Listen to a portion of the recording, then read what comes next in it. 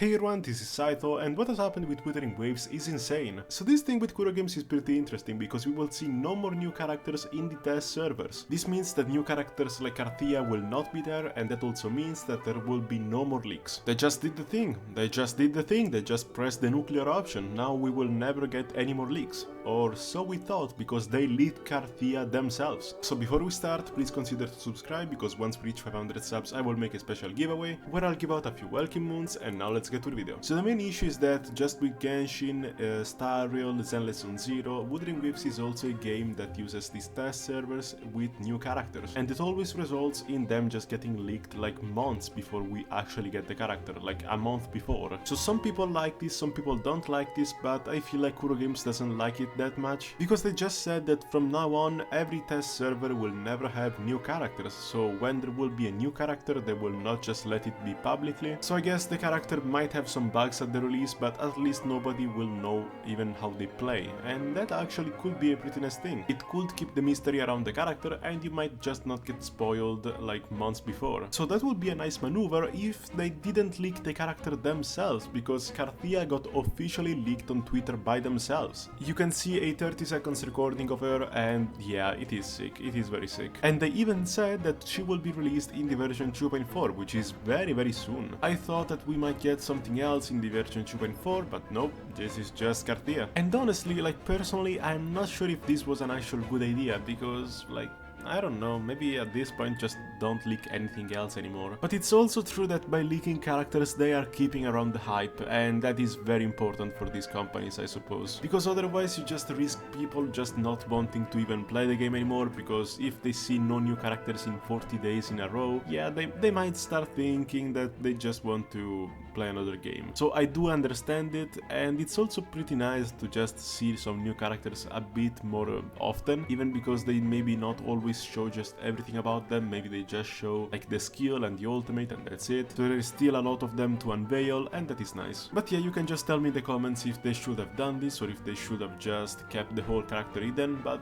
yeah, what happens is that now you can just see her gameplay. But this also leads to another thing, and I don't want to do any spoiler, but basically Pavlova also got leaked, but like months ago. There were some Pavlova leaks on YouTube quite some time ago, but like unironically months ago, so I was thinking that she might get released in the version 2.4. But nope, she's maybe gonna get released in the version 2.5. I don't think that we will see her in 2.4, unless they're just trying to keep it like a secret, that maybe just at the final moment we will see Pavlova. I mean, this would be like a pretty lore accurate Pavlova if you think about it, so maybe they're actually just doing it on purpose to just keep it a secret until the last moment. But what I'm thinking is that they might just wait until the version 2.5 to release her. And I also think that this might be the best choice, because when you think about it, we don't have any other 5-star. I think that we just ran out of lore 5-star, and there will be still 5 more versions before the version 3.0, so what else can they do? I think they should just pull a Genshin and just make a new character up in like 30 minutes and just call it a day, because at least then there is just new stuff to play, new characters, and it's much better than 5 whole versions of nothing. Even though I already know that they might not do that, like they will not just give us reruns for 5 versions in a row, it would be impossible. Maybe they would add Rosemary or Margarita into the game, and that would be very nice because so many people are waiting for them, and also because Rosemary might be a healer and they really do need a healer. So yeah, they really do have so many hopes right now. Some people might complain that it will be a bit bad if they just started printing out new 5-stars like crazy, like Genshin does. At every fucking version there is a new guy that nobody knows about. Like even the latest character, I don't think that she has a lot of lore behind her, like the chef one. And same for a ton of them, like you only heard of them in their own events for one version and you will never hear about them anymore. But at the end of the day, I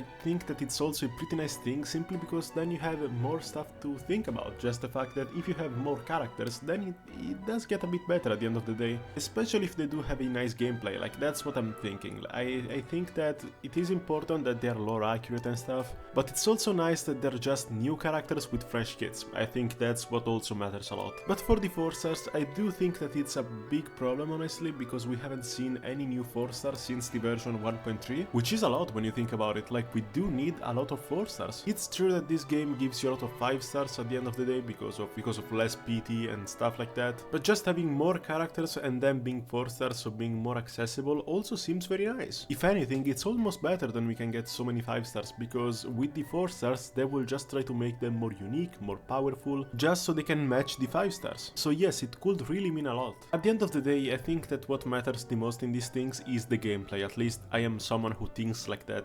There are more people who care about the exploration, more people who care about the gameplay, more people who care about the lore. Personally, I prefer the gameplay over anything else. So I would always take a character that is very fun gameplay wise than a character that might be like in the lore of the game but is pretty bad or pretty boring. So what I'm trying to say is that we need many more characters, and from now on I don't think that we will ever hear any news about them, at least if they're not from Kuro Games, because the test servers will never have them anymore. And that is it for the video. If you enjoyed it, be sure to subscribe and I'll see you in the next one. Bye!